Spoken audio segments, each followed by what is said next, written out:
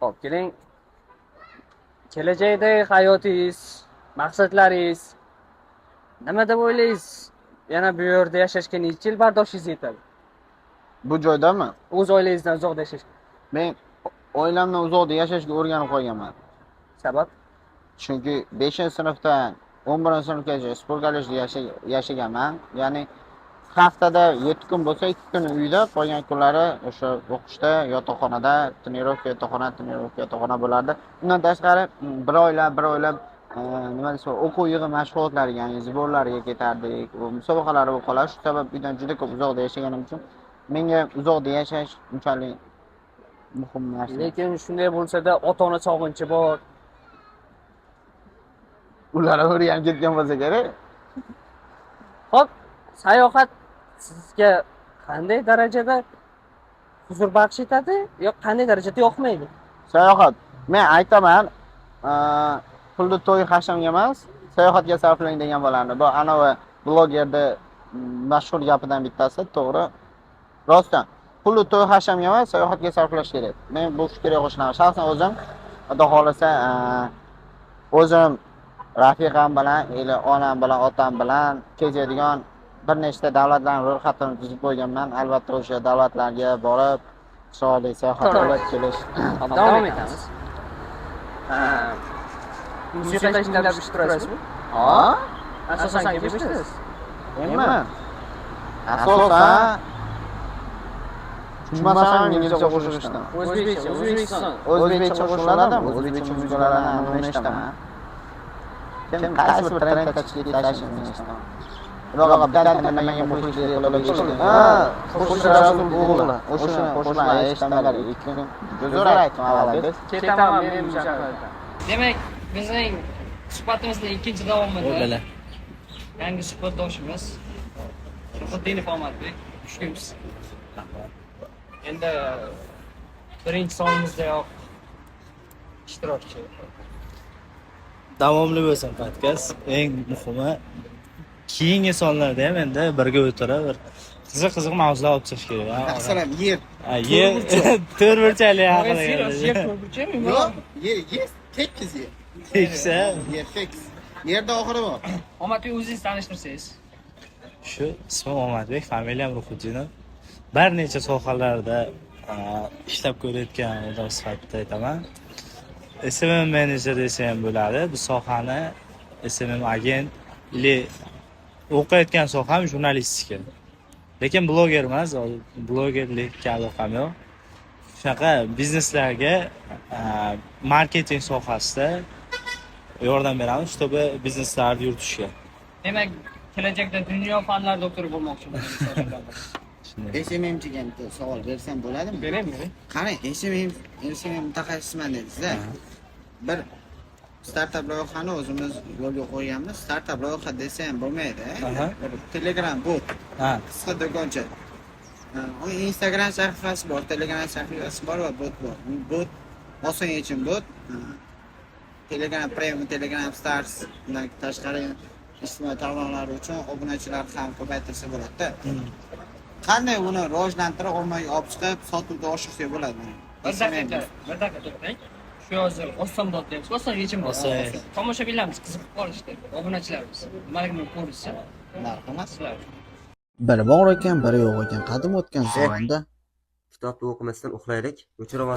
Sizni ham do'stlaringiz xuddi shunday bezor qildimi? Unda profilim shapkasidagi Telegram botga o'ting. Oson yechim bot. Bu bot orqali siz kitoblarning audio variantini tinglashingiz mumkin. Va do'stlaringizni ham mana shunday bezda qilishdan xoli bo'ladi. Rahmat. Atak lishniy brend bo'lsa, oson yechim botni o'zi botni uncha ko'p reklama qilish shart emas-da. Telegram orqali nima qilsa bo'ladi? Telegram kanallarga podpisatsiya orqali nima qiladi-yu, reklama qiladi, bilasizmi? O'sha narsa orqali qilsa bo'ladi. Instagramda uncha ko'p yana qandaydir funksiyalar qo'yish, misol musiqa chiqarib beradigan funksiya. Bor. Unaqa narsalar ham. Musiqa ham chiqarib beradi. Unaqa bo'lsa reklama qilib yuboradigan. Xo'p, uzr, agar bu bolani zapar videolar kerak bo'lsa, oson yechim botga 69 raqamini yozib tashlasanglar, zapar videosi bor ekan. Yo'q, kino ham pop beradi. Mayli, davom etamiz. Demak, xo'sh, hozirgi kunda hayot qalay ketyapti? Hayotmi? Hayot. Hayot ketyapti, yetolmayapmiz. Shu darajada tez ketyapti. Yetolmayapmiz. Sizningcha hozirgi kunda hayot sizni siypalayaptimi? Yo siypalayapti? Hayot savalayapti. Har xil tomondan yotqizib olib, turgizib olib. Azizlar, hayot bir boqadi, bir qoqadi. Hop, keling, Omadbek. Sizni bilamiz, anchadan beri o'zi ijod bilan ham bog'liq joyingiz bor. Oxirgi marta o'qigan kitobingiz qani? Oxirgi marta o'qigan kitobim ko'p kitob o'qiysiz. Misol shu norvegiyalik Norveg o'rmoni asari bor, yaponiyalik yozuvchi Haruki Murakamining Norveg o'rmoni asarini o'qidim. Kitobning asosiy mazmuni nima? Shu yoshlikda munosabatga kirishish bor-ku, gaplashish qizlar bilan. Bizda u chegara bor, bilsangiz, bilasizmi? Qizlar bilan uzoq borsa qo'lini ushlaysiz-da, men yoshlikda 16, 17 yosh. Ya, bular bilinch. Ya, undan o'tishdan yo'q. Или Yaponiyada u nafaqat qo'l ushlash, o'zimizning mentalitet bor-ku, ha. Dinimiz bunga uzoq borsa agar shu narsaga din tomondan oladigan bo'lsa, men qo'l ushlashni so'rashni ham qarshilik qilaman. Agar bizda ikkinchi kamera bo'lganda shaytonni ko'rsatamiz, nima bo'lib turgan. O'sha endi o'zbeklarda unaqa, lekin Yaponiya haqida gap ketyapti. Yaponiyada mutlaq erkinlikda, nima deydi? Demokratiya degan narsa bor ularda. O'shanaqa отношение haqida juda ochiq. Ular birdan borib endi aytiladigan joy bor, aytilmaydigan joy bor. Namangan podkast hech kim tanimasdi. Bitta yer tekizdan o'sha portladi, ko'rdingizmi? Mana savol bor. O'sha Namangan podkastda aka chiqib gapirdi, to'g'rimi? Yer nima dedi? Yer to'rgurcha dedimi? Yo'q, yer tekis oxiri bor-da. Yerning oxiri bor. Pizza bo'ladi. Bunga sizni fikringiz qanday? Endi albatta hamma musulmonmiz, Qur'oni Karimda yerning aniq shakli haqida biror narsa deyilmagan. Ya'ni deyilgan tuxumsimon, endi shuni tuxumda simon deyilgan deb bo'lgan. Albatta buni hammasini yer va osmonda 18 ming olam yaratib qo'ygan Parvardigorimiz Alloh biladi. Shu sabab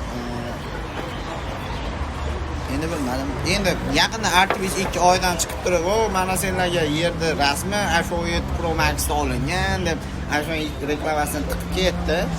Men o'yladim bu joyda iPhone reklamasi ketgan deb, katta ehtimol bilan. Chunki nimaga aynan ular fotokamera emas, iPhone 17 Pro Max olib chiqib ketdi. Kamera necha marta kuchli-da. Oddiy Sony kamerasi. Bunda reklama bo'lib qoladi-da. Hamma narsani gapiraversang reklama.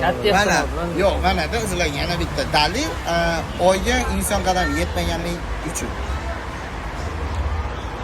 Lekin mana Marsga Jumanazar akani bolalari bor. Bor ya, men bilaman.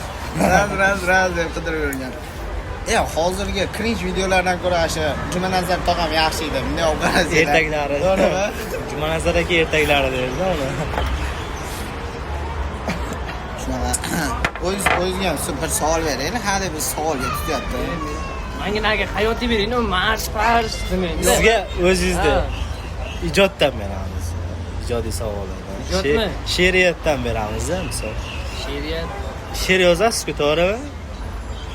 Men sustib qoldi ancha ijodni. Ilhom yo'qmi? She'r yozyapmiz. Yaqinda Asadbek Abdurahmonov akamiz bilan bu kecha nomli trek chiqaryapmiz. Ijod bo'lyapti. Endi unchalik zo'r emas. Ha, demak tushundim. Siz zo'r ijod qilishingiz uchun hozir men qiz olib kelishim kerak. Bir ikki oy sevdirib, Aynan o'sha qiz ketdi. Men o'sha she'rni yozdim. Lekin aynan o'sha qizni eshitadigan she'r edi-da. Xo'p, aytinglar, mana qiz odamni o'yindan chapga qilib soladigan kuchga ega, ayol makri deb shuni aytadi. Ne? Mana erkak kishimiz hammamiz, uchalamiz. Uchalamiz. Yo, gumoningiz bormi? Demak, shu borchilik va yo'qchilik. Yo'q, bu yoqdan javob beradi. Borchilik va yo'qchilik. Nima? Puling bor paytdan, puling yo'q paytdan shunaqa. Hayotning past baland, o'ng qo'l cho'nqir, yonida kimlar bo'lishi, kimlar bo'lmasligi. Pul haqida gapiring. Pul hamma narsa emas. Pul hamma narsa emas, ishoning. To'g'ri. Pul o'ziga bo'lgan ishonch bo'ldi. Men misol shu gap keladi. Bir xil menga yoqmaydi, misol kimdir pulsiz hech narsasiz qilgandan ko'ra yelikda o'tirib qilgan yaxshi degan gapdan ko'ra men tushuntiraman, erkak kishiga pul kerak. Ayollarga Shu joyda yana murakkablashtiramiz. Mana seni puling bo'lsa o'zingga ishonch bilan maza qilib yashaysan. Ta'minlashing kerak. Erkak kishi o'zini nima baxtli his qiladi o'zini, bilasizmi? Kimdir ta'minlasa, kimdir baxtli qilsa, o'zi baxtli bo'ladi. Kayf qilib yuradi o'zi. Kayf bilan baxt bitta narsa emas-ku. Liba o'shanaqa fikrlayman men. Hop, oilada ayol kishi nima deydi, bo'lajak turmush o'rtoq ishlash kerakmi, ishlamaslik kerak? Vaziyatga qarab, bilmadim. Aynan qadriyatga qarab. Misol sen ishlatishni xohlamaydigan erkak bo'lsa, ishlashni xohlamaydigan qiz topishing. Misol uchun mana men vodiylikman. Men vodiylik. Endi vodiyda ko'p oilani ko'rganman. Ayol ishlamaydi. Ayol uyda o'tiradi. Yetkazib beradi-da. Shunga. Erkak ishlaydi. Endi ikkovlar ham shaxsiy fikrini aytdilar. Qarang. Aytyapsizki, oilada ayol kishi ishlasa deyapsiz. Men oyim shu qilib o'rgatgan, ya'ni seni puling bu seni oilangni va meni pulim degan, ayolingning puli bu o'zini puli degan. Ya'niki aytilgan 15 yil yashadingiz, 15 yil siz ta'minlansiz. 15 yildan keyin menimcha oyning 15 yo'q, 15 qoladi. Hayotda Yomon kunlar